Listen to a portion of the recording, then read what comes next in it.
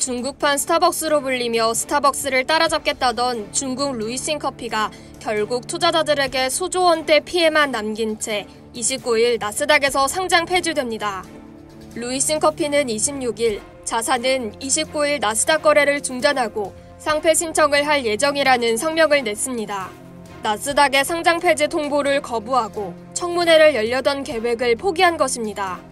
루이싱 커피는 또 다음 달 회의를 열어 경영진 해임을 검토하기로 했습니다.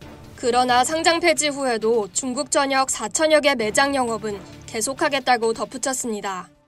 루이싱 커피는 중국판 스타벅스로 주목받은 회사죠.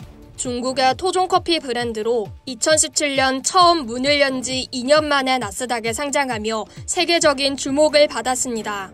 루이싱 커피는 5억 5,100만 달러를 끌어모으며 명실상부 스타벅스의 라이벌로 자리매김했습니다. 거래 개시일 주가는 50%나 급등하기도 했죠. 하지만 큰 문제가 있었습니다. 루이싱 커피의 회계 부정 사실이 드러나면서 사각은 180도 바뀌었습니다. 지난 1월 미국의 머디워터스 캐피탈이 루이싱 커피의 매출액이 부풀려졌다는 의혹을 주장했습니다. 이후 지난 4월 루이싱 커피 측은 작년 2, 4분기 매출 규모가 최소 22억 위안 부풀려진 것으로 추산된다고 회계 부정을 인정했죠. 특히 첸지야 최고 경영자와 류젠 최고 운영 책임자가 회계 부정에 직접 개입한 것으로 알려져 충격을 줬습니다. 회계 부정 의혹이 사실로 드러난 지난 4월 2일 나스닥에서 루이싱 커피 주가는 75.57% 폭락했습니다. 시가총액 6조 원이 순식간에 증발한 셈입니다.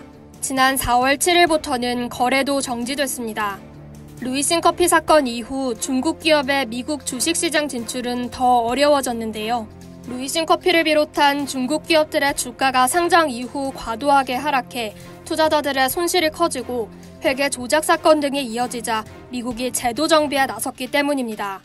지난달 18일 나스닥은 중국 기업을 겨냥해 상장 요건에 최소한의 제한을 두는 규정을 새로 도입하겠다고 밝혔습니다. 이에 징둥닷컴 등 미국 증시에 상장했던 중국 대형 기술 기업들은 2차 상장을 홍콩에서 하는 등 미국 시장에서 서서히 발을 빼고 있습니다. 한편 피해가 중국 기업 전체로 확대되자 중국 금융당국이 직접 조사에 나섰습니다. 중국 현지 매체에 따르면 중국 당국은 루이싱 커피의 실질적 소유주인 루정야오 회장을 형사처벌할 것으로 알려졌습니다. 이상 여의도TV였습니다.